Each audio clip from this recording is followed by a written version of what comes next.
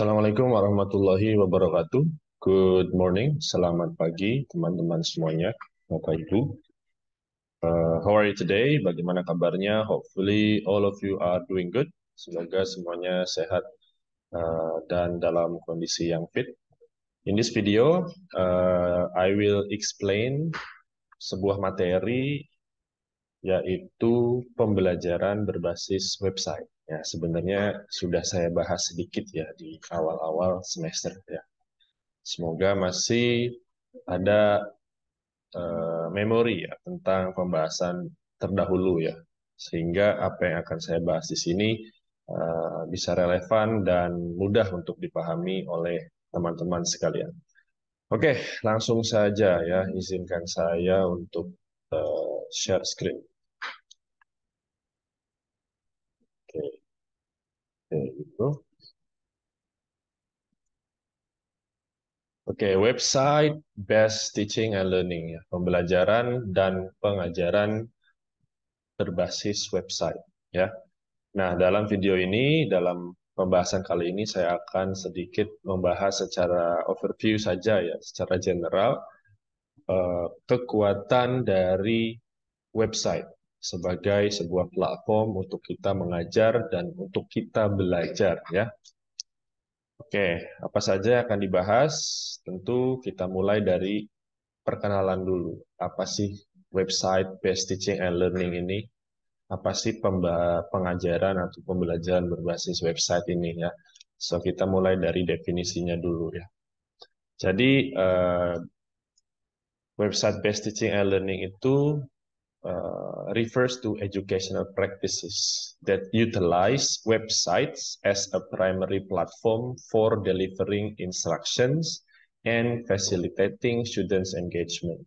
Jadi Bapak Ibu, pengajaran dan pembelajaran berbasis website itu merujuk pada praktik pendidikan yang menggunakan situs web sebagai platform utama dalam menyampaikan materi pelajaran dan memfasilitasi keterlibatan siswa. Dalam konteks ini, situs web menjadi pusat dalam proses pengajaran, di mana instruktur dapat menyediakan materi pelajaran, tugas, dan interaksi dengan siswa secara daring melalui internet. Oke, jadi siswa itu dapat mengakses semua informasi dari perangkat mereka sendiri, seperti komputer atau smartphone mereka. Ya, pendekatan ini memungkinkan pembelajaran yang lebih fleksibel, ya, dapat diakses dari berbagai lokasi dan juga memberikan siswa kemampuan untuk mengatur waktu belajar mereka sesuai dengan kebutuhan mereka. Jadi mereka dilatih untuk lebih bisa bertanggung jawab terhadap apa yang mereka akan pelajari. Ya. Selain itu, penggunaan situs web juga, Bapak Ibu, dalam pendidikan memungkinkan instruktur, memungkinkan kita sebagai pengajar dan juga siswa untuk terlibat dalam berbagai kegiatan pembelajaran, seperti contoh kuis daring, ya, diskusi, dan juga presentasi daring. Jadi sebenarnya meskipun berbasis website, tetap bisa kita laksanakan aktivitas-aktivitas layaknya pada umumnya, karena teknologi sekarang ini semakin canggih dan modern, ya. Kemudian selanjutnya kita akan bahas manfaat ya, the importance and the advantages. Apa sih pentingnya website based teaching? Apa sih manfaatnya ya? Explore the numerous benefits of website based teaching and learning, including increased access to education, flexibility in learning schedule, and the ability to cater to individual learning needs. Jadi kurang lebih secara umum ada 3 ya manfaat utama dari dari pembelajaran berbasis website ini ya. Yang pertama kan tadi peningkatan akses ke pendidikan. Pendekatan ini memungkinkan akses ya Bapak Ibu lebih luas ke pendidikan. Siswa dari berbagai lokasi geografis dapat mengakses sumber daya pendidikan yang sama tanpa harus berpindah tempat. Hal ini terutama bermanfaat bagi mereka yang tinggal di daerah yang jauh dari institusi pendidikan yang ada. Gitu. Mereka bisa memanfaatkan internet, ya koneksi internet yang ada. Kemudian manfaat yang kedua tentu saja fleksibilitas dalam jadwal belajar. Pengajaran dan pembelajaran berbasis website memungkinkan siswa untuk memiliki kontrol lebih besar ya terhadap jadwal belajar mereka. Mereka dapat belajar kapanpun, whenever, wherever ya. Mereka itu memiliki waktu luang, mereka bisa lah manfaatkan itu untuk belajar. Ini memudahkan mereka yang memiliki pekerjaan paruh waktu atau mungkin mereka punya komitmen lain. Jadi lebih fleksibel saja begitu ya. Kemudian yang selanjutnya ada kemampuan untuk mengakomodasi kebutuhan pembelajaran individu. Ini juga manfaat yang ketiga ya, salah satu manfaatnya.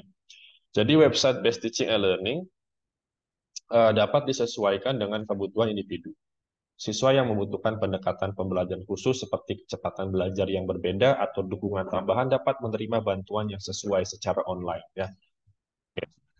Banyak ya manfaat yang bisa kita bahas dari website Best Teaching and Learning ini. Namun tiga ini adalah yang paling utama ya. Secara garis besar, jadi pendekatan ini, teaching and learning menggunakan website ini dapat menciptakan lingkungan belajar yang lebih inklusif, di mana siswa dengan beragam gaya belajar dan tingkat kemampuan dapat merasa diakui dan didukung dalam perjalanan pendidikan mereka. Dengan demikian, pengajaran dan pembelajaran berbasis website dapat membuka peluang untuk pendidikan yang lebih luas dan memungkinkan lebih banyak individu eh, untuk dapat mengakses pengetahuan dan keterampilan yang diperlukan. Oke, oke, kurang lebih seperti itu. Kemudian ya semoga jelas ya Bapak Ibu. Selanjutnya adalah tipe-tipe dari pembelajaran berbasis website ya. Yang pertama ada kursus online, online courses and e-learning platform ya. Jadi jenis ini mencakup kursus-kursus yang sepenuhnya dilakukan secara online, seringkali melalui online platform ya, seperti e-learning. Siswa dapat mengakses materi, tugas, dan sumber daya belajar lainnya melalui internet, eh, ya melalui internet of course, dan ini memberikan fleksibilitas dalam waktu dan juga tempat untuk belajar. Selanjutnya ada educational website dan resources ya, website dan sumber daya pendidikan. Website pendidikan menyediakan akses ke beragam materi pembelajaran, seperti artikel, video, panduan, dan latihan. Mereka dapat digunakan oleh guru dan siswa sebagai tambahan atau suplemen dalam pembelajaran mereka. Selanjutnya ada kelas virtual, ada kelas virtual dan webinar ya, virtual classroom and webinar. Kelas virtual itu menciptakan lingkungan belajar daring yang mirip dengan kelas fisik dan kelas online, ya, dengan guru dan siswa berinteraksi secara langsung melalui internet. Webinar adalah presentasi atau seminar yang disampaikan secara online dan dapat mencakup berbagai topik. Mungkin Bapak Ibu bisa mencobanya nanti ya. Oke, selanjutnya ada manfaat ya. Tadi sudah dijelaskan manfaat ya secara garis besar. Oke, oke. Benefit atau manfaat dari website Best Teaching and Learning itu ada banyak. Namun saya tampilkan tiga saja ya. Yang pertama itu kesempatan belajar yang mudah diakses dan fleksibel. Ya. Jadi website Teaching and Learning ini breaks down barriers to education. Ya. Em, jadi pengajaran berbasis website ini dapat diakses dimanapun. Menghilangkan batas-batas yang menghalangi kelas offline. Ya. Kemudian yang kedua itu enhance engagement and interactivity ya, peningkatan keterlibatan dan interaktivitas. Jadi pengajaran berbasis website itu seringkali mencakup elemen-elemen interaktif seperti kuis daring, forum diskusi, dan sumber daya multimedia. Ini dapat membuat pembelajaran lebih menarik dan mengaktifkan partisipasi siswa. Yang ketiga itu pengalaman pembelajaran yang dipersonalisasi ya. Individualized and personalized learning experiences. Jadi dengan penggunaan teknologi ya Bapak Ibu, siswa itu dapat mengakses materi yang sesuai dengan tingkat kemampuan mereka, menyesuaikan dengan minat mereka. Mereka juga dapat belajar dengan kecepatan yang mereka tentukan sendiri, menjadikan pengalaman pembelajaran itu lebih individual. Kalau kita belajar di kelas kan guru itu agak sulit ya untuk menyesuaikan dengan tingkat minat, tingkat kecepatan masing-masing siswa dalam menyerap pembelajaran. Namun dengan adanya online atau website based teaching ini, siswa itu sendiri memiliki kontrol terhadap proses pembelajaran mereka. Itu sangat positif ya sebenarnya. Selanjutnya kita akan bahas challenge ya dan juga considerations in website based teaching and learning. Tantangan, tentu. Jikalau banyak hal positif dari website based teaching, tentu ada tantangan di belakangnya yang harus kita antisipasi, yang harus kita pertimbangkan ya. Yang pertama itu technological requirements and infrastructure ya, persyaratan teknologi dan infrastrukturnya. Tidak semua orang memiliki akses ke perangkat keras dan koneksi internet yang diperlukan untuk pengajaran berbasis website ini. Ini menjadi salah satu challenge, menjadi salah satu hambatan dalam memastikan bahwa semua siswa dapat mengakses pendidikan daring. Ya. Namun saya yakin semua instansi pendidikan di Indonesia sedang berusaha keras untuk bisa menyediakan fasilitas-fasilitas yang mendukung untuk kelas-kelas virtual untuk pembelajaran berbasis website ini ya. Kemudian yang kedua itu menjamin kualitas dan kepercayaan konten daring. Dalam lingkungan daring itu penting untuk kita memastikan bahwa materi pembelajaran adalah berkualitas dan dapat dipercaya. Pengajaran berbasis website harus mengatasi masalah plagiarisme, keaslian, dan akurasi informasi. Saking mudahnya kita mendapatkan informasi, sometimes kita tidak mengetahui tingkat kebenarannya, apakah ini hoax, apakah ini memang berterima dari segi keilmuan atau tidak gitu. Jadi kita sebagai pengajar itu harus memfilter, harus menyaring lagi materi yang kita sampaikan. Ini sebenarnya relevan tidak? Ini sebenarnya sesuai tidak dengan keadaan yang realnya? Itu penting ya untuk kita laksanakan. Kemudian yang ketiga, overcoming barriers to participation and accessibility ya. Eh, Pengajaran berbasis website itu, Bapak Ibu, perlu memikirkan bagaimana mengatasi hambatan partisipasi, seperti perbedaan kecepatan internet, dan memastikan bahwa siswa dengan kebutuhan khusus memiliki aksesibilitas yang memadai. Ya, kembali lagi, infrastruktur. Adakah internetnya di sana? Baguskah koneksinya? Gitu ya. Namun saya yakin pemerintah Indonesia saat ini sedang berusaha maksimal untuk bisa memberikan akses internet yang setara ya di semua wilayah di Indonesia ya. Hopefully semoga bisa lekas terwujud ya.